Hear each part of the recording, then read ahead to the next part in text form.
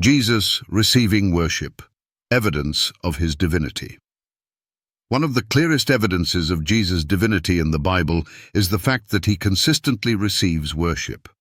Worship, according to Scripture, is reserved for God alone.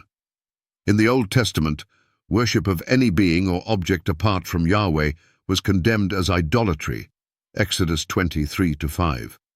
Yet in the New Testament, Jesus accepts worship from his followers without rebuke, affirming his divine identity. Biblical evidence of Jesus receiving worship. The worship of the wise men. When they saw the star, they rejoiced exceedingly with great joy. And going into the house, they saw the child with Mary his mother, and they fell down and worshipped him. Matthew 2:10-11. From his infancy, Jesus was worshipped by the Magi, who recognized him as the King of Kings. Such homage was reserved for royalty or divinity, emphasizing his unique identity. The disciples worshiped Jesus after calming the storm. And those in the boat worshipped him, saying, "Truly, you are the Son of God." Matthew 14:33. After Jesus calms the storm, his disciples bow down and worship him, acknowledging his divine power over nature. Jesus does not correct them, affirming that their worship is appropriate. The healing of the blind man.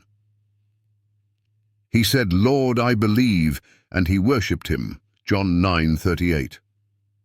After being healed, the blind man worships Jesus. Unlike angels or prophets who refuse worship, Revelation 22:8-9, Acts chapter 10:25-26, Jesus accepts it, indicating his divine status. Thomas's declaration. Thomas answered him, "My Lord and my God." John 20:28.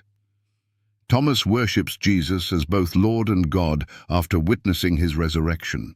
Jesus does not rebuke Thomas, but instead commends his belief, affirming the truth of his declaration. The worship of Jesus at his ascension. And they worshipped him and returned to Jerusalem with great joy. Luke 24:52.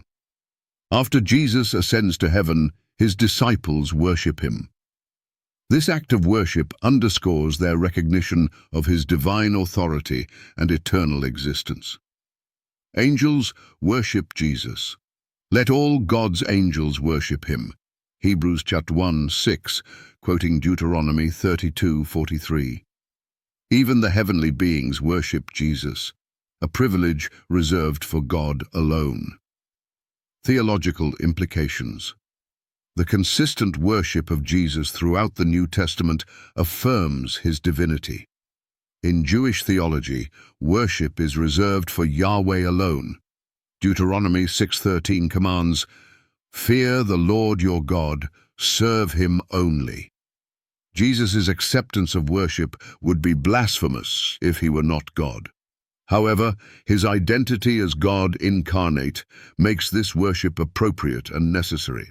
Furthermore, both humans and angels worship Jesus, and the New Testament never portrays Jesus refusing worship. This stands in stark contrast to the responses of other righteous figures, like Peter and the angel in Revelation, who explicitly redirect worship to God alone. Acts chapter 10:25-26, Revelation 22:8-9. Jesus' acceptance of worship aligns with his divine nature. Challenges for skeptics and non-believers. Why did Jesus accept worship? If Jesus is not God, why did he accept worship without rebuking those who offered it, unlike angels and prophets who directed worship to God? What does "my Lord and my God" mean? In John 20:28, Thomas explicitly calls Jesus "my Lord and my God." If Jesus is not divine, why does he affirm Thomas's declaration instead of correcting him?